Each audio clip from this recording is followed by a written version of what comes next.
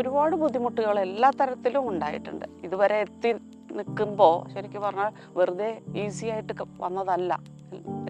എല്ലാ തരത്തിലും നോക്കിയാലും ഒരു ഹാപ്പി പേഴ്സൺ ആയിരുന്നു ചേട്ടൻ. ശരിക്കും അമ്മ അതേപോലെ തന്നെയായിരുന്നു. അമ്മ എന്നോട് ഇതേപോലെ തന്നെയാണ്, മോള് ഹാപ്പി അല്ലേ എന്ന് ചോദിക്കുമായിരുന്നു. കൊടകര പോലീസ് സ്റ്റേഷനിലേക്ക് ഉടനെ എത്തണം എന്ന് പറഞ്ഞിട്ടാണ് കോള് വരുന്നത്. ഞാൻ അപ്പോഴും വിചാരിക്കും വല്ല കള്ളു കുടിച്ചിട്ട് വണ്ടി ഇതായതോ, അങ്ങനെ എന്തെങ്കിലും വണ്ടി ഇടിച്ചതോ അല്ലെങ്കിൽ എന്തെങ്കിലും സിഗ്നൽ അങ്ങനെ എന്തെങ്കിലും അതായിരിക്കും എന്നാണ് വിചാരിക്കുന്നത്. ഇത്രയും പ്രതീക്ഷിച്ചല്ല അവിടേക്ക് പോകണേ. ചേട്ടനായിരുന്നു സി ശരത്ചന്ദ്രൻ. അപ്പോൾ എല്ലാ തരത്തിലും എല്ലാ ദിവസവും ഓർമ്മിക്കാറുണ്ട്. ഇന്നുണ്ടായിരുന്നെങ്കിൽ ഞാൻ ആഗ്രഹിക്കുന്നതിലും കൂടുതൽ എൻ്റെ കുട്ടികൾ എന്നോട് കാണിക്കുമ്പോൾ ഇത്രയ്ക്കൊന്നും ഞാൻ ചെയ്തിട്ടുണ്ടോ എന്ന് തോന്നാം. ചെയ്തു കൊടുക്കേണ്ടതൊന്നും മുഴുവനായില്ല എന്ന് തോന്നാറ്.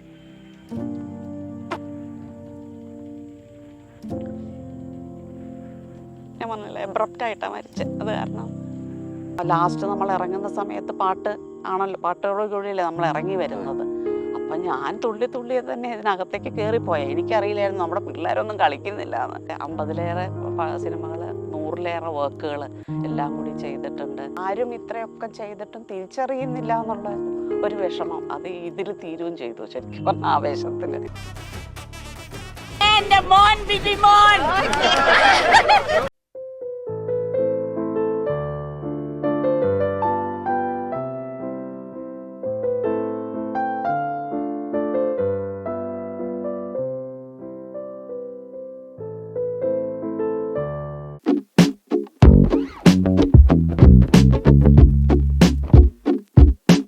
മൈൽ സ്റ്റോൺ മേക്കേഴ്സിൽ ഇന്ന് നീരജ രാജേന്ദ്രൻ. ഒറ്റയ്ക്ക് വഴിവെട്ടി അല്ലെങ്കിൽ തളിച്ചങ്ങ് പോകുന്ന ഇതുവരെ ഇപ്പോൾ എത്തി നിൽക്കുന്നത് എവിടെയാണോ അവിടെ എത്തി നിൽക്കുമ്പോൾ എവിടേക്കോ പ്രതിസന്ധിയും അല്ലെങ്കിൽ തരണം ചെയ്തിട്ടുള്ള കുറേയേറെ സമയങ്ങളൊക്കെ ഓർത്തെടുക്കാൻ പറ്റുന്നുണ്ട് ഇപ്പം ആ മുഖത്ത്. എന്താ നോക്കുമ്പോൾ തോന്നുന്നത് ഇപ്പോൾ? മെയിനായിട്ട് പറയുകയാണെങ്കിൽ ശരിക്കും പറഞ്ഞാൽ എല്ലാ തരത്തിലും സപ്പോർട്ട് തരേണ്ട ഒരാൾ കൂടെ ഇല്ല. അത് ചോദിക്കണ്ടായിരുന്നു. ശരിക്കും അത്ര ബുദ്ധി ഇപ്പൊ ശരിക്കും പറഞ്ഞാൽ ചേട്ടനായിരുന്നു സി ശരത്ചന്ദ്രൻ. അപ്പോൾ എല്ലാ തരത്തിലും എല്ലാ ദിവസവും ഓർമ്മിക്കാറുണ്ട്. ഇന്നുണ്ടായിരുന്നെങ്കിൽ എന്നുള്ളത്. അത് അബ്രപ്റ്റായിട്ടൊരു എൻഡിങ് ആയിപ്പോയി ശരിക്കും. പക്ഷേ എൻ്റെ മകൾക്കാണെങ്കിലും എനിക്കാണെങ്കിലും എല്ലാ തരത്തിലും വഴിതെളിച്ച് തരേണ്ട ഒരാളായിരുന്നു. ഇപ്പോൾ ഇന്ന് 10:30 മണിക്ക് ഞാൻ ഫോണിൽ സംസാരിച്ചുകൊണ്ടിരിക്കുകയാണ്. ഒരു സെക്കൻഡ് കഴിഞ്ഞപ്പോൾ ആളില്ല. അങ്ങനത്തെ ഒരു എൻഡിങ് ആയിപ്പോയി. ഒരുപക്ഷെ ഇപ്പോൾ ഇങ്ങനെ എത്തി നിൽക്കുന്നതിലും അല്ലെങ്കിൽ ആവേശം സിനിമ വിശേഷങ്ങളായിട്ടാണെങ്കിലോ അല്ലെങ്കിൽ മറ്റ് ഇത്രത്തോളം എത്തി നിൽക്കുന്നതിൽ പ്രധാനമായിട്ടും ഇത് കാണാൻ ആഗ്രഹിച്ചിരുന്ന ആൾ കൂടിയാണ് ഇല്ലാതെ ആവുന്നത്. അതെ, രണ്ടുപേരുണ്ട്. അമ്മയുടെയും അബ്രപ്റ്റായിട്ട് തന്നെയായിരുന്നു ചേട്ടനും. ഇപ്പോഴും നീരജ രാജേന്ദ്രൻ എന്നൊരു അഭിനേത്രി അല്ലെങ്കിൽ ഒരു അമ്മയോട് കൂടി മലയാളം ചോദിച്ചു വയ്ക്കാൻ ആഗ്രഹിക്കുന്നത് ഹാപ്പി അല്ലേ എന്നുള്ളതാണ്. ഒരു പക്ഷേ ഇന്ന് അദ്ദേഹം ഉണ്ടായിരുന്നെങ്കിൽ ഏറ്റവും കൂടുതൽ നീരജ എന്നൊരു അമ്മയും വ്യക്തിയൊക്കെ അല്ലെങ്കിൽ ഒരു പക്ഷേ സഹോദരിയും ഏറ്റവും കൂടുതൽ ചോദിക്കാൻ ആഗ്രഹിച്ചത് ആ വ്യക്തിയോടെ ആയിരിക്കും. ശരിയല്ലേ? ഹാപ്പി അല്ലേ എന്നുള്ളത്. അതെ, ഒരു ഹാപ്പി പേഴ്സൺ ആയിരുന്നു ചേട്ടൻ. ശരിക്കും അമ്മ അതേപോലെ തന്നെയായിരുന്നു. അമ്മ എന്നോട് ഇതേപോലെ തന്നെയാണ്, മോള് ഹാപ്പി അല്ലേ എന്ന് ചോദിക്കുമായിരുന്നു. ചേട്ടനും അതേപോലെ തന്നെ. ഇപ്പം ശരിക്കും പറഞ്ഞാൽ ഏറ്റവും കൂടുതൽ മിസ് ചെയ്യുന്നത് ആരെയാണെന്ന് ചോദിച്ചാൽ അവരെയാണ്. ഒരു ജീവിതത്തിൽ ഒരു വ്യക്തിയോട് നമ്മൾ കണ്ടുമുട്ടുന്ന സ്ട്രേഞ്ചർ ആയിക്കോട്ടെ, നമുക്ക് പരിചിതരായിക്കോട്ടെ, ഒരാളോട് ചോദിക്കാൻ പറ്റിയ ഏറ്റവും നല്ല ചോദ്യം സുഖമായിരിക്കുന്നോ, ഹാപ്പിയാണോ, നീ ഓക്കെ അല്ലേ എന്ന് തന്നെയാണോ? അതെ, അല്ലേ? ആണ്. അവർ സന്തോഷമായിട്ടിരിക്കണമെന്ന് അറിയുമ്പോൾ നമുക്കും തിരിച്ചു കിട്ടുന്നൊരു സന്തോഷം വലുതല്ലേ. അവർ സുഖമായിരിക്കണമെന്ന് കേൾക്കുമ്പോൾ നമുക്ക് കിട്ടുന്നതൊരു വലിയ, എനിക്ക് തോന്നുന്നു ഈ സിനിമയിൽ എനിക്ക് ചെയ്യാൻ പറ്റിയ ഈ ഒരു ഈ ഒരു ആൾക്കാരെ അത് സന്തോഷ രൂപേണയാണ് എല്ലാവരും കേട്ടിട്ട് ചിരിക്കുകയായിരുന്നെങ്കിലും എല്ലാവർക്കും അത് കണക്ട് ചെയ്യാൻ പറ്റിയത് ഈ ഒരു ചോദ്യത്തിൽ കൂടിയല്ലേ. അതായിരുന്നു അതിൻ്റെ ഏറ്റവും വലിയ വിജയം എനിക്ക് തോന്നിയത്. എനിക്ക് ഞാൻ ചെയ്തതിൽ വ്യക്തിപരമായിട്ട് ചോദിച്ചു. ഈ എല്ലാവരോടും ഈ ഹാപ്പി അല്ലേ, സുഖമല്ലേ എന്നൊക്കെ ചോദിക്കുമ്പോഴും നീരജ രാജേന്ദ്രൻ വന്ന വഴികൾ അത്ര സുഖകരമായിരുന്നില്ല അല്ലേ? ഒരുപാട് ബുദ്ധിമുട്ടുകൾ എല്ലാ തരത്തിലും ഉണ്ടായിട്ടുണ്ട്. ഇതുവരെ എത്തി നിൽക്കുമ്പോൾ ശരിക്കും പറഞ്ഞാൽ വെറുതെ ഈസി ആയിട്ട് വന്നതല്ല. എല്ലാ തരത്തിലും നോക്കിയാലും നല്ലോണം സ്ട്രഗിൾ ചെയ്തിട്ട് തന്നെയാണ് വന്നത്. പക്ഷെ ഒരിക്കലും അത് ചെയ്ത് തുടങ്ങിയപ്പോൾ അങ്ങനെ അങ്ങനെ അങ്ങനെ തെളിഞ്ഞു വന്നു. തെളിച്ചു തന്നു. ദൈവമാണോ ഇതിലേക്ക് എത്താൻ ആ ഡെസ്റ്റിനി അങ്ങനെ ആയിരുന്നോ, വഴി സമയമായോ ആയിരിക്കാം. ആരോടും പിന്നാലെ നടന്ന് ചോദിക്കേണ്ടതോ അങ്ങനെ ഒന്നും വന്നില്ല. തന്നെ ഈ ബോധപൂർവമായിട്ട് തന്നെയാണോ ഈ ഒരു വഴി തിരഞ്ഞെടുത്തതോ, അതല്ലെങ്കിൽ ചില സാഹചര്യങ്ങളിലും അല്ലെങ്കിൽ അപ്രതീക്ഷിതമായിട്ട് വരുന്ന ചില ആഗ്രഹങ്ങളുണ്ട്? അല്ല, ഇത് ആഗ്രഹം കുട്ടിക്കാലത്തേ ഉള്ളതാ. വളരെ ചെറിയ മോഹമായിരുന്നു, വളരെ ചെറിയ കാലം തൊട്ടേ ഉള്ള മോഹമായിരുന്നു. പക്ഷേ ഇതൊന്നും നമുക്ക് കയ്യെത്തുന്ന ദൂരത്തല്ല എന്നതായിരുന്നു എൻ്റെ ചിന്താഗതി. അങ്ങനെയായിരുന്നു.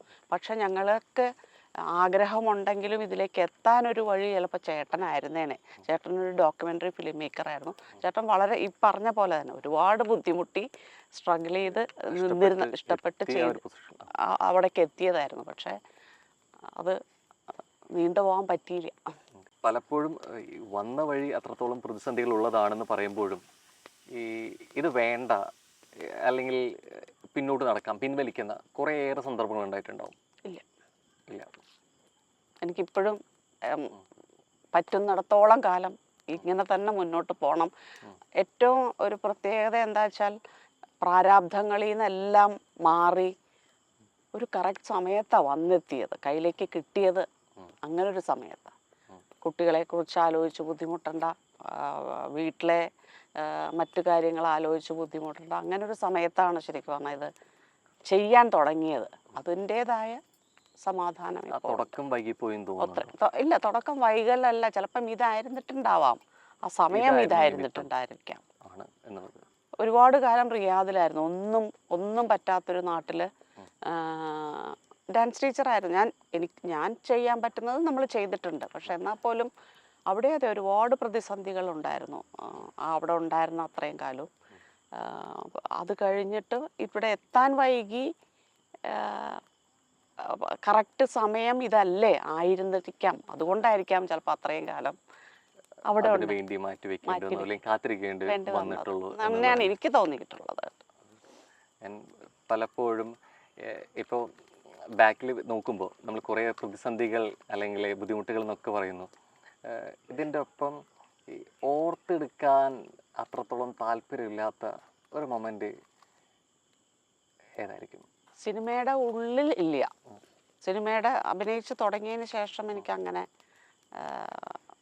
മോശമായിട്ടോ അല്ലെങ്കിൽ വേദനിപ്പിക്കുന്നതോ അങ്ങനെ ആരും ഇത്രയൊക്കെ ചെയ്തിട്ടും തിരിച്ചറിയുന്നില്ല എന്നുള്ള ഒരു വിഷമം അത് ഇതിൽ തീരുകയും ചെയ്തു. ശരിക്കും പറഞ്ഞ ആവേശത്തിൽ ഇത്ര 50-ലേറെ സിനിമകൾ, 100-ലേറെ വർക്കുകൾ എല്ലാം കൂടി ചെയ്തിട്ടുണ്ട്. പരസ്യങ്ങളായാലും ഷോർട്ട് ഫിലിംസ് ആയാലും മ്യൂസിക് ആൽബംസ് ആയാലും എല്ലാം. പക്ഷെ ഒരാൾക്കും എന്നെ മനസ്സിലാവാറില്ല. എനിക്ക് ഈ ഒരു കലാകാരനോ കലാകാരി ആയിരിക്കുമ്പോൾ ചെയ്ത വർക്കുകൾക്കൊപ്പം തന്നെ ആളുകൾ തിരിച്ചറിയുക അതുകൂടിയാണോ അതിൻ്റെ ആഗ്രഹ സഫലീകരണത്തിൻ്റെ പൂർത്തീകരണമാവുന്നത്? അങ്ങനെയാണോ? അത് നമ്മൾ അങ്ങനെ ശരിക്കും അങ്ങനെ ആഗ്രഹിക്കേണ്ട കാര്യമില്ല. നമ്മൾ ചെയ്യാനുള്ളത് നമ്മൾ ചെയ്തു കഴിഞ്ഞു. എൻ്റെ കുട്ടികൾ അങ്ങനെയാണ് പറയാറ്. നമ്മൾ എന്തിനാ അതിൻ്റെ ഒരു റിസൾട്ടിനെ കുറിച്ച് ആലോചിച്ചുകൊണ്ടിരിക്കണേ? അത് വേണ്ട. ഈവൻ ഇപ്പം ഈ മീഡിയകളിൽ പോസ്റ്റ് ചെയ്യലൊക്കെ ആണെങ്കിൽ അത് എന്തിനാ? നമ്മളുടെ പാഷൻ എന്താ? അഭിനയിക്കുക എന്നുള്ളത്. അത് കഴിഞ്ഞില്ലേ എന്നാണ് എൻ്റെ കുട്ടികൾ രണ്ടുപേരും എന്നോട് ചോദിക്കാറ്. പക്ഷെ എന്നെ സംബന്ധിച്ചിടത്തോളം നമ്മൾ പുറത്തേക്ക് ഇറങ്ങുമ്പോൾ ഒരാൾ തിരിച്ചറിയുമ്പോൾ ഒരു സന്തോഷമല്ലേ? ഓടി വന്നിട്ട് ചേച്ചി എന്ന് പറഞ്ഞ് ഓടി വരും, അല്ലെങ്കിൽ അമ്മ എന്ന് പറഞ്ഞ് ഓടി വരും. അത് കിട്ടുന്നത് ഇപ്പം ഈ ആവേശത്തിൽ നിന്നാണ്. നേരത്തെ ചേച്ചി പറഞ്ഞൊരു കാര്യമുണ്ട്, ഈ പ്രാരാബ്ദങ്ങൾ ഒക്കെ കഴിഞ്ഞൊരു സമയത്താണ് ഇതിലോട്ട് വരുന്നത് എന്നുള്ളത്. ഈ ആഗ്രഹ സഫലീകരണത്തിന് പ്രാരാബ്ദങ്ങൾ എന്നുള്ളൊരു സമയം തടസ്സമാണ് ശരിക്കും? നമുക്ക് ഭാര്യ, അമ്മ, എന്നൊക്കെയുള്ള ഒരു വഴികളിൽ കൂടി കടന്നു വന്നിട്ട് വേണ്ടേ. അതും ഞാൻ ഉണ്ടായിരുന്നത് കലയുമായിട്ട് യാതൊരു ബന്ധവുമില്ലാത്തൊരു നാട്ടിലായിരുന്നു, റിയാദിലായിരുന്നു. അപ്പോൾ അവിടെ നിന്ന് വന്ന് അന്നൊന്നും ഇത്രയും അപ്രോച്ചബിൾ അല്ല നമുക്കൊരു സിനിമയിലേക്ക് എത്താൻ. കുറേ വർഷങ്ങൾക്ക് മുമ്പത്തെ കാര്യങ്ങളാണ് പറയുന്നത്. അപ്പോൾ അത് നോക്കുമ്പോൾ ശരിക്കും പറഞ്ഞാൽ ഇത്രയും കാലം കാത്തിരുന്നത് ഒരു പക്ഷേ നല്ലതിനല്ലേ. പ്രാരാബ്ധം എന്ന് പറഞ്ഞാൽ കുട്ടികൾ ചെറുതാണ്, അവരെ ഒറ്റയ്ക്ക് ഇപ്പോൾ ഇവിടത്തെ പോലെ ഒരു ആയ നിർത്തുക അതൊന്നും അഫോർഡബിൾ അല്ല അവിടെ. അപ്പം എല്ലാം കൊണ്ട് ഞാൻ തന്നെ എല്ലാം ചെയ്യണം. ഇന്നിപ്പം അമ്മമാർ മക്കളെ കല്യാണം കഴിച്ച് വിട്ട് കഴിഞ്ഞാൽ അവരുടെ കൊച്ചുമക്കളെ നോക്കാൻ ഒരിടത്ത് പോയി നിൽക്കുന്നു. ഞാൻ എൻ്റെ കുട്ടികൾ രണ്ടുപേരും ഞാനും ഹസ്ബൻഡും തന്നെയാണ് ആ നാട്ടിൽ തന്നെയാണ് വളർത്തിയത്. എല്ലാം ആദ്യം തൊട്ട് തന്നെയായിരുന്നു നോക്കിയത്. ആരും കൂട്ടുവന്ന് നിൽക്കാനോ പണികൾ ചെയ്യാൻ എല്ലാം നമ്മൾ തന്നെയല്ലേ. അതിൻ്റെ കൂടെ ഞാൻ ഡാൻസ് ക്ലാസ് അത്രയും വർഷവും ചെയ്തിട്ടുമുണ്ട്. അപ്പോൾ അന്നത്തെ കല എന്ന് പറയുന്നത് ഞാൻ ഡാൻസിൽ കൂടി സംതൃപ്തി നേടിയിരുന്നു. പലപ്പോഴും അമ്മ എന്നൊരു വാക്ക് നമ്മൾ ഉപയോഗിക്കുമ്പോൾ അവിടെ സന്തോഷവും ബഹുമാനവും ഉത്തരവാദിത്വം എന്നൊക്കെ പറയെങ്കിലും ഈ അമ്മ എന്ന വാക്കും സ്ഥാനവും പലപ്പോഴും കുറേയൊക്കെ വേദനയും നിരാശയും സങ്കടമായിട്ട് മാറാറുണ്ട് അല്ലേ? അതെൻ്റെ അമ്മയെ ആലോചിക്കുമ്പോഴാണ് ചെയ്തു കൊടുക്കേണ്ടതൊന്നും മുഴുവനായില്ല എന്ന് തോന്നാറ്.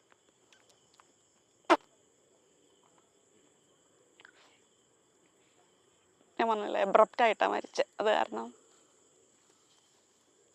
അല്ല എന്തെങ്കിലും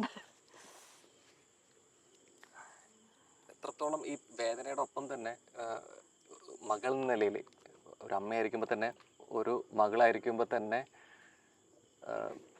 എവിടെയാ ഒരു പൂർണ്ണത വരുന്നില്ല, അല്ലെങ്കിൽ എന്താണ് ചെയ്തു കൊടുക്കാൻ പറ്റുന്നില്ല? എത്രത്തോളം അമ്മ എന്ന് പറയുമ്പോൾ പോലും അങ്ങനെയല്ല ചെയ്യാനുള്ളതൊക്കെ ചെയ്തെങ്കിൽ പോലും ഇന്ന് ഞാൻ എൻ്റെ കുട്ടികൾ എന്നോട് കാണിക്കുന്നത് പോലെയൊന്നും അന്ന് എനിക്ക് അറിയില്ലായിരുന്നു. അമ്മയ്ക്കിപ്പോൾ എന്തെങ്കിലും ഇപ്പോൾ അസുഖങ്ങളുണ്ടോ ഒന്നും എനിക്കറിയില്ല. ഇത്രയും ഈ പ്രായങ്ങളിൽ ഇങ്ങനത്തെയൊക്കെ അസുഖങ്ങൾ വരും, അല്ലെങ്കിൽ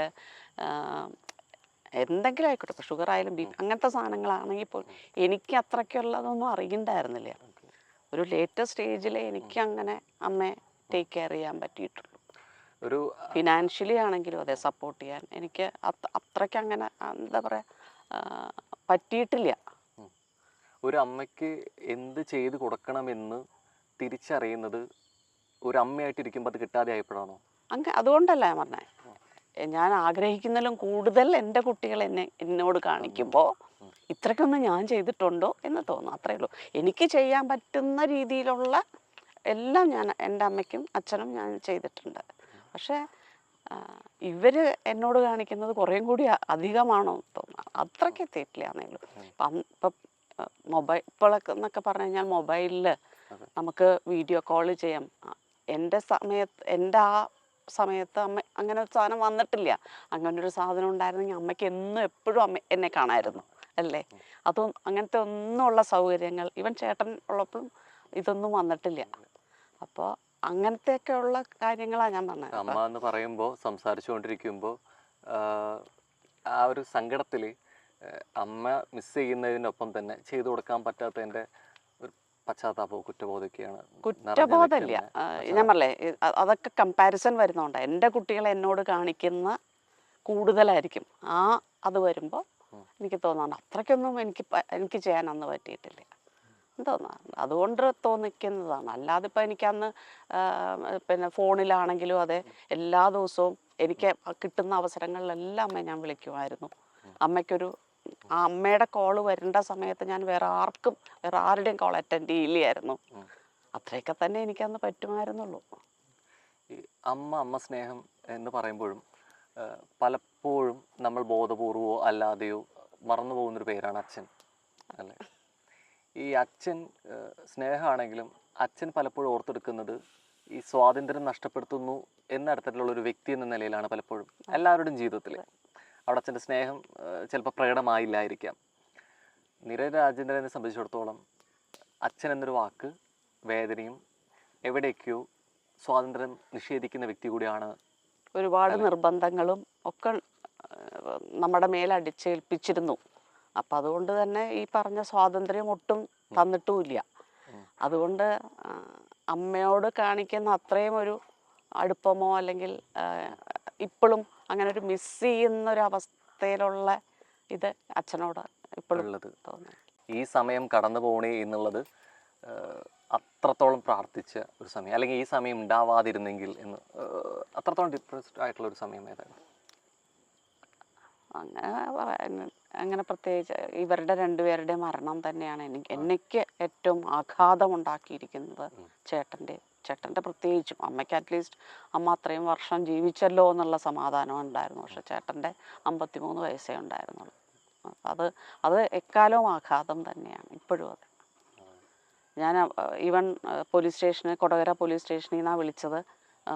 ഫോൺ രാത്രി 12 മണിക്കാണ് വരുന്നത്. പിന്നെ കൊടകര പോലീസ് സ്റ്റേഷനിലേക്ക് ഉടനെ എത്തണം എന്ന് പറഞ്ഞിട്ടാണ് കോള് വരുന്നത്. ഞാൻ അപ്പോഴും വിചാരിക്കുന്നത് വല്ല കള്ളു കുടിച്ചിട്ട് വണ്ടി ഇതായതോ, അങ്ങനെ എന്തെങ്കിലും വണ്ടി ഇടിച്ചതോ അല്ലെങ്കിൽ എന്തെങ്കിലും സിഗ്നൽ അങ്ങനെ എന്തെങ്കിലും അതായിരിക്കും എന്നാണ് വിചാരിക്കുന്നത്. ഇത്രയും പ്രതീക്ഷിച്ചല്ല അവിടേക്ക് പോകണേ. ഞാൻ ഒരിക്കലും ഓർക്കാതിരിക്കാൻ ആഗ്രഹിക്കുന്ന ഒരു ആ പോക്കും അവിടെ ചെന്ന് ഈ കാണലും. ഓർക്കാതിരിക്കാൻ ആഗ്രഹിക്കുന്നതിനൊപ്പം തന്നെ ഒരിക്കലും മറക്കണമില്ല, ഒരിക്കലും മറക്കുന്നില്ല. ഇത്രയും വർഷം കഴിഞ്ഞിട്ടും എല്ലാ ദിവസവും ഈ ടോക്ക് വരുന്നുണ്ട്, എങ്ങനെയൊക്കെ വന്നാലും. എന്നുവെച്ചാൽ ചേട്ടൻ്റെ പേര് എവിടെ ചെന്നാലും എല്ലാവർക്കും അറിയുകയും ചെയ്യാം, എല്ലാവരും ഇതിനെ പറ്റിയിട്ട് സംസാരിക്കും. പക്ഷെ എന്നാൽ മരിച്ചു ചെന്ന ബോഡി ഐഡൻറ്റിഫൈ ചെയ്യാൻ വിളിച്ച് പറഞ്ഞു കഴിഞ്ഞിട്ട് അതൊക്കെ ഒരു പോയിരുന്നത് ചേട്ടൻ്റെ തിരിച്ചറിയാൻ പോയത്. അത് കഴിഞ്ഞ് പോലീസ് അവിടെ തിരുവനന്തപുരത്ത് പിന്നെ മറ്റേ ഇത് കൊന്നതാണോ അതാണോ എന്നൊക്കെ അങ്ങനെ വന്നിരുന്നു. പോലീസ് എന്നാണ് വിചാരിക്കുന്നത്. എവിടെയെങ്കിലും അതിന്റെ യാഥാർത്ഥ്യം അറിയണം, അല്ലെങ്കിൽ അതിന്റെ സത്യം അറിയണം. ആള് പോയി ശ്രമിക്കാൻ പോയില്ല. പോലീസുകാർ വന്നിരുന്നു, FIR കൊടുക്കാൻ പറഞ്ഞു. ഞാൻ പറഞ്ഞു എൻ്റെ കയ്യിലില്ല എന്ന് പറഞ്ഞു. ചേട്ടനെ ഇത്രയും നാളും കൂട്ടുകാരാണ് വളർത്തിയത്, അത് അവരുടെ കയ്യിലുണ്ടാവും. എൻ്റെ കയ്യിലുണ്ട്, പക്ഷെ ഇതായില്ല. കാരണം നമ്മളിത് എൻ്റെ ജീവിതം മുഴുവൻ ഇതിൻ്റെ പിന്നാലെ പോയാലും ഇതിനെപ്പറ്റി ഒന്നും അറിയാനും പോണില്ല, ഉണ്ടാവാനും പോണില്ല. പിന്നെ എന്തിന് ഇതിൻ്റെ പിന്നാലെ പോകണം? പക്ഷെ ഒരിക്കൽ പോലും ഇത്രത്തോളം ഇപ്പോൾ ജീവിതത്തിനെ കുറിച്ച് സംസാരിക്കുമ്പോൾ ഏറ്റവും കൂടുതൽ ഒപ്പം നിലനിന്നിട്ടുള്ള വ്യക്തിയാണ് ചേട്ടൻ എന്ന് പറയുന്നത്.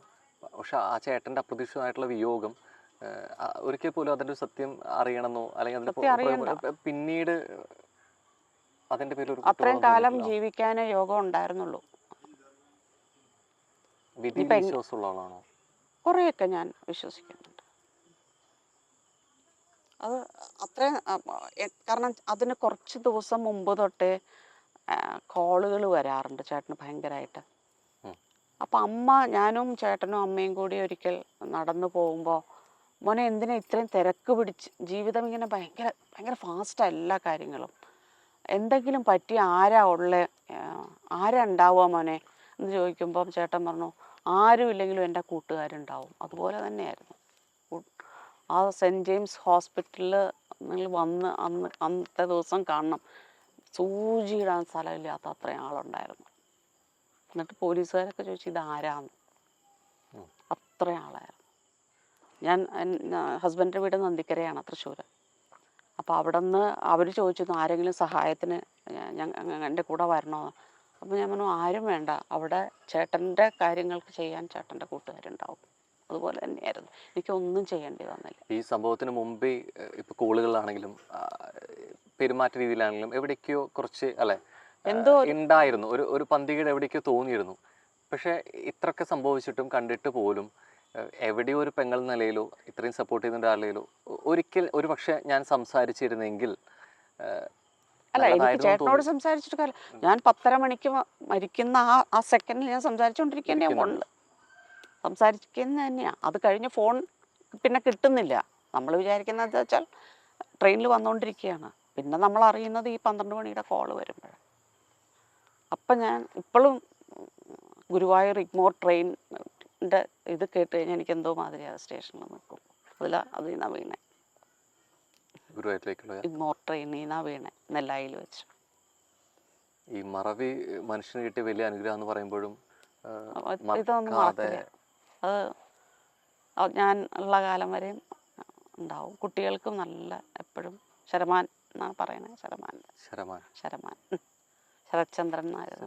ഓക്കെ. നല്ലൊരു മനുഷ്യനായിരുന്നു. ഒരിക്കലും ഒരാൾ കണ്ടാൽ ആൾ ജീവിതത്തിൽ മറക്കില്ല മനുഷ്യന്. അത്രയും ഒരു നന്മയുള്ള മനുഷ്യനാണ്.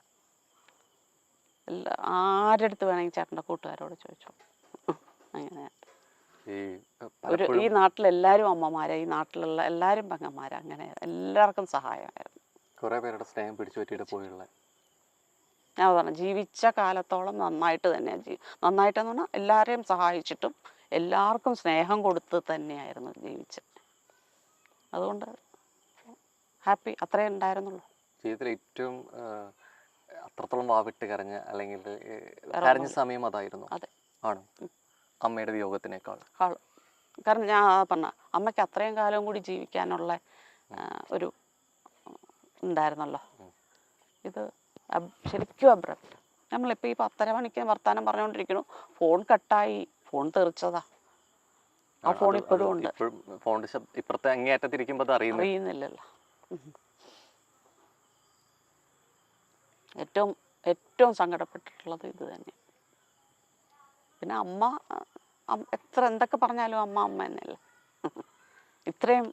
ഇത്രയും വിഷമം അമ്മയുടെ ഇതിലില്ല. അമ്മയുടെ നഷ്ടം തന്നെ. എന്നാലും എവിടെ ഒരു ഇൻറ്റ്യൂഷൻ ഉണ്ടായിരുന്നു. ഞാൻ അമ്മയുടെ കൂടെ ഉണ്ട് തലേ ദിവസം, വൈകുന്നേരം വരെ അവിടെ ഉണ്ട്. ഞാൻ തിരുവനന്തപുരത്ത് നിന്ന് തിരിച്ചു വരുന്നു. ഞാൻ ആദ്യം അന്ന് ഇതേപോലെ ഊബർ അങ്ങനെയൊന്നുമില്ല. ഞാൻ പുറത്തേക്ക് ഇറങ്ങുന്നു, വിളിച്ച ഓട്ടോ വന്നില്ല. കുഴപ്പമില്ല, പറഞ്ഞു വെച്ച ഓട്ടോ വന്നില്ല. മുമ്പിലേക്ക് ഓടി. കുറച്ച് ദൂരമുണ്ട് റോഡിലേക്ക് കയറാൻ. അടുത്തൊരു ഓട്ടോ പോണു, അതിൽ ആളുണ്ട്. അപ്പൊക്കെ നമുക്ക്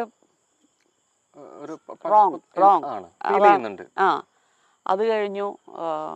ഒരു ബൈക്ക് പോണ്ട്, കക്ഷിയോട് എന്നെ ഒന്ന് റോഡിൽ അയാൾ തിരക്കിലെന്തോ പോവാ. സാധാരണ ഞാൻ അങ്ങനെ ആരോടെങ്കിലും പറഞ്ഞാൽ അവർ റോഡിലേക്ക് വിട്ടു തരും. അതും നടന്നില്ല. ഓടുകയാണ്, റോഡ് വരെ ഓടി. ഓടുന്ന ജനശതാബ്ദിയിൽ ചാടി കയറി ആണ് ഞാൻ കയറി ഇരുന്ന് കഴിഞ്ഞിട്ടും എന്തോ സംതിങ് റോങ് ഇതിങ്ങനെ വന്നുകൊണ്ടിരിക്കണു മനസ്സിൽ. ഞാൻ തന്നെയുള്ളൂ. ഞാൻ ഇവിടെ എത്തി, രാത്രി അന്ന് ട്രെയിൻ ലേറ്റായി. ഇവിടെ എത്തി, വീട്ടിൽ വന്നു. ഞാൻ ജിമ്മിൽ പോകും രാവിലെ. ജിമ്മിൽ പോയി കഴിഞ്ഞിട്ട് എനിക്കിങ്ങനെ തോന്നുക, അമ്മ വിളിക്കണ്ടെന്ന്. ഒരു 5:30 മണിക്ക് അമ്മ വിളിക്കണ്ട. ഇതിങ്ങനെ എനിക്ക് ഫീൽ ചെയ്യുന്നുണ്ട്. ഞാൻ തിരിച്ച് നോർമൽ ടൈമിൽ തന്നെ ഞാൻ തിരിച്ച് വീട്ടിൽ വന്നു. ഫോൺ ഉള്ളിൽ വെച്ചിരിക്കുക. ഞാൻ ഉള്ളിലേക്ക് കയറി എന്തോ എടുക്കാൻ വേണ്ടി പുറത്തേക്ക് കിടക്കുമ്പോൾ ബെല്ലടിക്കുന്നുണ്ട്. അപ്പം എൻ്റെ മനസ്സ് പറയുന്നത് ഇത് അമ്മയല്ല അച്ഛനാ വിളിക്കണേ. അല്ല, അങ്ങനെയാ വരുന്നത്.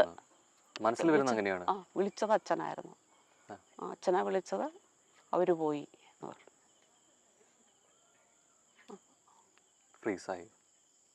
അപ്പൊ ഞാൻ അത് പറഞ്ഞു, ആ 5:30 വിളിച്ചത് അമ്മ മരിച്ചത് ആ സമയത്താ. അമ്മ ചിലപ്പോ പോവാൻ നേരത്ത് വിളിച്ചു കാണുമായിരിക്കും. അപ്പൊ എവിടെയൊക്കെയോ ആ ഒരു എനിക്കെന്തോ കറക്റ്റായിട്ട് അത് ഫീൽ ചെയ്തിരുന്നു. ഈവൻ ഞാൻ ട്രെയിന് കൊല്ലം വരെ എത്തുമ്പോൾ ഞാൻ വിചാരിച്ചു ഇറങ്ങി തിരിച്ചു പോയാലോ എന്ന് വരെ തോന്നിയിരുന്നു. പിന്നെ വെറുതെ തോന്നലാവാലോ, ഇതിപ്പോ വേറൊരു കുഴപ്പമില്ലാതിരിക്കുന്ന ആള്. അങ്ങനെ തോന്നിയ ഇപ്പോൾ ഇത് കഴിഞ്ഞപ്പോൾ അന്ന് തോന്നലായിരുന്നു, അതിൽ ശരിയുണ്ടാവില്ല എന്ന് വിചാരിച്ച കാര്യങ്ങളിൽ പിന്നീട് അത് ശരിയായിരുന്നു. ഇതിപ്പോ ശരിയായിരുന്നു. പിൽക്കാലത്ത് എപ്പോഴെങ്കിലും ഇത്തരം തോന്നലുകളിൽ ചെയ്തു പോയിട്ടുള്ള എന്തെങ്കിലും കാര്യങ്ങളുണ്ടോ? ഇത്രയും സ്ട്രോങ് ആയിട്ട് എനിക്ക് ഒരു ഇത് വന്നിട്ടില്ല. ഇതിപ്പോൾ എനിക്കിപ്പോഴും ഈ പറഞ്ഞ മാതിരി നല്ല ഓർമ്മയിൽ തന്നെ ആ ദിവസം ഉണ്ട്. ഈ കറക്റ്റ് ടൈമിങ്ങും ചിലപ്പോൾ ആ കണക്ഷൻ വന്നതുകൊണ്ടായിരിക്കാം അതങ്ങനെ തന്നെ നിൽക്കുന്നത് ഇപ്പോഴും. തീരുമാനങ്ങൾ അവരുടെ, ഇപ്പം നേരത്തെ പറഞ്ഞു 4 പേർക്കും 4 പേരുടേതായിട്ടുള്ള സ്വാതന്ത്ര്യമുണ്ട് തീരുമാനം എടുക്കുന്നതിലും സംസാരിക്കുന്നതിലും ഒക്കെ. ഈ കലാജീവിതത്തിലേക്ക് വരുമ്പോഴും ഇതേ സ്വാതന്ത്ര്യം കൊടുക്കുന്നു എന്ന് പറയുമ്പോഴും എവിടേക്കോ പിടിച്ചു വെക്കുന്നുണ്ട് ഒരമ്മയായിട്ട്. അങ്ങനെയില്ല, എനിക്ക് അവളുടെ അത്രയ്ക്ക് അറിയില്ലല്ലോ ഇതിനെ പറ്റിയിട്ട്. ഞാൻ ഇപ്പം അവൾ കുറേയും കൂടി പക്വത വന്നിട്ടുണ്ട് ഈ കാര്യത്തിൽ. അവളുടെ ഒരു പേജ് നോക്കി നോക്കും, ഇത് എൻ്റെ പോലെ ഒന്നും പോസ്റ്റ് ചെയ്യലോ ഒന്നുമില്ലല്ലോ. ഇപ്പോൾ ഈ ഇതിൻ്റെ പ്രൊമോഷൻ സമയത്ത് എനിക്ക് ഈ പാട്ടിട്ട് അപ്പം ഞാൻ ഇങ്ങനെ തുള്ളിക്കൊണ്ടിരിക്കും. അതെനിക്ക് വെറുതെ ഇരിക്കാൻ പറ്റില്ല. അപ്പം ഞാൻ എന്താണെന്ന് വെച്ച് കഴിഞ്ഞാൽ ഈ തിയേറ്റർ പ്രൊമോഷൻസിന് പോയ സമയത്ത് ലാസ്റ്റ് നമ്മൾ ഇറങ്ങുന്ന സമയത്ത് പാട്ടുകളോടുകൂടിയല്ലേ നമ്മൾ ഇറങ്ങി വരുന്നത്. അപ്പം ഞാൻ തുള്ളി തന്നെ ഇതിനകത്തേക്ക് കയറിപ്പോയ. എനിക്കറിയില്ലായിരുന്നു നമ്മുടെ പിള്ളേരൊന്നും കളിക്കുന്നില്ല എന്ന്. എനിക്കറിയില്ല. ഞാൻ പിന്നെ തിരിഞ്ഞ് ഈ വീഡിയോ വന്നപ്പോഴേ എനിക്കറിയില്ല, അയ്യോ ഞാൻ മാത്രമേ തുള്ളിയുള്ളൂ. അപ്പോൾ എന്നോട് ഇത് കണ്ടു കഴിഞ്ഞിട്ട് അടുത്ത പ്രൊമോഷന് കയറുന്നതിന് മുമ്പ് മോള് വിളിച്ചു. ദർശനയല്ല, മൂത്താള്, അതിൽ തിയേറ്റർ ആർട്ടിസ്റ്റാണ്. അതിൽ പറഞ്ഞു, അമ്മ അവർ എക്സൈറ്റഡ് ആവട്ടെ, അമ്മ എന്തിനാ ഇത്ര എക്സൈറ്റഡ് ആവണേ? ശരിയല്ലേ? ശരിയാണോ അറിയില്ല. പക്ഷെ ഞാൻ പറഞ്ഞു, എനിക്ക് ഞാനായിട്ടിരിക്കാനേ പറ്റുള്ളൂ. എനിക്ക് പാട്ട് കേട്ടിട്ട് മിണ്ടാണ്ടിരിക്കാൻ എനിക്ക് പറ്റില്ല. ഈ ഞാനായിട്ട് തന്നെ ഇരിക്കുക എന്ന് പറയുമ്പോൾ തന്നെ പലപ്പോഴും നമ്മൾ മാതാപിതാക്കളെ കണ്ടുപഠിക്കണം എന്ന ചൊല്ലിൽ നിന്ന് മാറി മാതാപിതാക്കൾ മക്കളിൽ നിന്ന് കൂടി കണ്ടുപഠിക്കേണ്ടിയിരിക്കുന്ന കാലഘട്ടത്തിലേക്ക് വരുന്നുണ്ട്. അങ്ങനെ മക്കളിൽ നിന്ന് പഠിച്ച ഉൾക്കൊള്ളുന്ന കാര്യങ്ങൾ ഇതന്നെ. എല്ലാ സന്തോഷത്തിലും സങ്കടത്തിലാണെങ്കിലും ഒരേപോലെ നിൽക്കാൻ, ഞാൻ രണ്ടുപേരെ ഞാൻ കണ്ടിട്ടില്ല ഇങ്ങനെ ഭയങ്കര എന്തെങ്കിലുമൊക്കെ വരുമ്പോഴേക്കും ഭയങ്കര എക്സൈറ്റഡ്. ഒരിക്കലും ഇല്ല. അവർ ഒരേ ഇതിൽ തന്നെ പോണേ, ഒരേ പേസിൽ അവർ കാര്യങ്ങളെ എടുക്കുന്നത്. വ്യത്യസ്തരല്ലേ? അതെ, ആളുകൾക്ക് വ്യത്യസ്തമായ സ്വഭാവങ്ങളില്ലേ, ഇഷ്ടങ്ങളില്ലേ? ഇവർ രണ്ടുപേരും എനിക്ക് കൂടുതലും, ചേട്ടൻ ഇങ്ങനെയായിരുന്നു. ചേട്ടൻ ചെയ്യുന്ന വർക്കുകളെല്ലാം ഇപ്പം ഒരു പ്രൊജക്റ്റ്, അന്നൊന്നും ഇത്രയ്ക്കൊന്നും ഇതില്ലല്ലോ, കൺവേ ചെയ്യാൻ ആൾക്കാരിലേക്ക് എത്തിക്കാൻ ഉള്ള മീഡിയ കുറവായിരുന്നു. അപ്പോൾ ഒരു പ്രൊജക്ടറൊക്കെ വെച്ച് എവിടെയെങ്കിലും കാണിക്കുന്നുണ്ടെങ്കിൽ നമ്മുടെ നമ്മുടെ അവിടെ ഒരു ഗാർഡൻ്റെ ഉള്ളിൽ, പേര് കിട്ടുന്നില്ല, ഓക്കെ, അവിടെ കാണിക്കാറുണ്ടായിരുന്നു. അപ്പോൾ ഇവിടെ പുറത്ത്. അപ്പോൾ ഇത് എല്ലാവരും കണ്ട് കൈയടിക്കുമ്പോഴും ഇദ്ദേഹത്തിൻ്റെ പൊടി പോലും അവിടെ എവിടെയെങ്കിലും ഇതാരാ ചെയ്തതെന്ന് വേറെ ആരെങ്കിലും പറഞ്ഞറിയേണ്ടി വരും, ഇത് ശരത്ചന്ദ്രൻ്റെ വർക്കാണെന്ന്. അതേപോലെ ഇവരേകദേശം ഇതേപോലെയാണ്. കലാകാരിയാണ്, കലാകുടുംബമാണ് എന്നൊക്കെ അവകാശപ്പെടുമ്പോഴും എവിടെയൊക്കെയോ ഈ അമ്മ മനസ്സ് അല്ലെങ്കിൽ അമ്മയുടെ ഇഷ്ടത്തിനനുസരിച്ചിട്ട് മക്കൾ ഇങ്ങനെ ആയിരുന്നെങ്കിൽ എവിടെയൊക്കെയോ ഒരു സ്വാർത്ഥത ഇല്ല എന്ന് പറയാൻ പറ്റുമോ? എങ്ങനെയായിരുന്നെങ്കിൽ എത്രയെങ്കിലും രീതിയിൽ സ്വാർത്ഥ താല്പര്യങ്ങൾ ഉണ്ടായിരുന്നു? മക്കൾ ഇങ്ങനെയായിരിക്കണം, മകൾ ഇങ്ങനെയായിരിക്കണം, അവർക്ക് ഞാൻ ആഗ്രഹിക്കുന്ന രീതിയിലൊക്കെ അവരെത്തിയല്ലോ. അത് കലാജീവിതത്തിൽ തന്നെയാണോ അതോ എങ്ങനെയാണ് വ്യക്തി ജീവിതത്തിലോ? വ്യക്തി ജീവിതത്തിൽ എന്ന് പറഞ്ഞാൽ അവർ രണ്ടുപേരും കല്യാണം കഴിച്ചിട്ടില്ല. അപ്പം അത് അങ്ങനത്തെ പ്രാരാബ്ദങ്ങളൊന്നുമില്ല. അതൊരു ആഗ്രഹമായിട്ട് പറയാറുണ്ടോ? ഇല്ല, ഒരിക്കൽ പോലും. അവര് പറയുമ്പോൾ ആരെ എപ്പോൾ വേണമെങ്കിൽ കല്യാണം കഴിച്ചോട്ടെ, എനിക്ക് യാതൊരു കുഴപ്പമില്ല. ആരെ കല്യാണം കഴിക്കണമെന്ന് സ്വാതന്ത്ര്യം തീർച്ചയായിട്ടും കൊടുക്കുമെന്നുള്ളത് അവർക്കും ബോധ്യമുണ്ട്. അതല്ലാതെ എപ്പോഴെങ്കിലും, അതായത് അവരെങ്ങനെ കഴിച്ചിരുന്നെങ്കിൽ പറയാതെ പറഞ്ഞിട്ടുണ്ടോ? അവരുടെ പറയൂല. അത് അവരെങ്ങനെ റിയാക്ട് ചെയ്യുമെന്നുള്ള പേടി? അല്ല, അവരെനിക്ക് രണ്ടുപേരെയും നന്നായിട്ട് അറിയാം. അതുകൊണ്ട് തന്നെ നമ്മൾ അങ്ങനത്തെ ഒരു ടോപ്പിക്കേ ഇല്ല വീട്ടിൽ. അങ്ങനെ ഒരു ഇത് ഇല്ല തന്നെ. അവർ ഈവൻ അവരുടെ കസിൻസിനോട് തന്നെ പറയാറുണ്ട്, വല്ല കാര്യമുണ്ടോ നിനക്കെന്ന് അവർ അങ്ങോട്ട് ചോദിക്കണം. ഞാൻ കേട്ടിട്ടുണ്ട് കല്യാണം കഴിച്ചവരോട്. എന്നിട്ട് ബുദ്ധിമുട്ടുമ്പോൾ എല്ലാ കാര്യമുണ്ടോ, മര്യാദയ്ക്ക് ജീവിച്ചാൽ പോലെയായിരുന്നു. അവർക്ക് ഫിനാൻഷ്യൽ ഇൻഡിപെൻഡൻസ് ഉണ്ടാവണം. അവരൊക്കെ അവരെ നോക്കാൻ അറിയണം. അങ്ങനെ ഉണ്ടെന്ന് വെച്ച് കഴിഞ്ഞാൽ ഏതെങ്കിലും പ്രായത്തിൽ അവർക്ക് വേണമെങ്കിൽ ചെയ്തോട്ടെ, വേണ്ടെങ്കിൽ വേണ്ട, അവരൊറ്റയ്ക്ക് ജീവിച്ചോളും. അല്ലെങ്കിലും ആരുണ്ടാവുന്ന എന്താ ഉറപ്പുള്ളത്? നമുക്ക് അടുത്ത നിമിഷത്തിൽ എന്താ നടക്കുക എന്ന് യാതൊരു ഉറപ്പില്ല. ആരെന്നെ ആയിക്കോട്ടെ, ആരാണ് ആദ്യം മരിക്കണേ അത് നമുക്കറിയോ? എനിക്ക് ചേട്ടൻ്റെയും അമ്മയുടെയും, ചേട്ടൻ്റെ എക്സ്പെഷ്യലി ചേട്ടൻ്റെ അബ്രപ്റ്റായിട്ടുള്ള എൻഡിങ്ങിന് ശേഷം ഞാൻ അങ്ങനെ ജീവിതത്തോട് വലിയൊരു ഇതൊന്നും വെച്ച നീതി പുലർത്തിയില്ലെന്നോ അതോ അല്ല, എന്നുവെച്ചാൽ നമുക്ക് അടുത്ത നിമിഷം ഉണ്ടാകുമോ എന്നറിയില്ല. അപ്പം ഇപ്പം ജീവിക്കാം.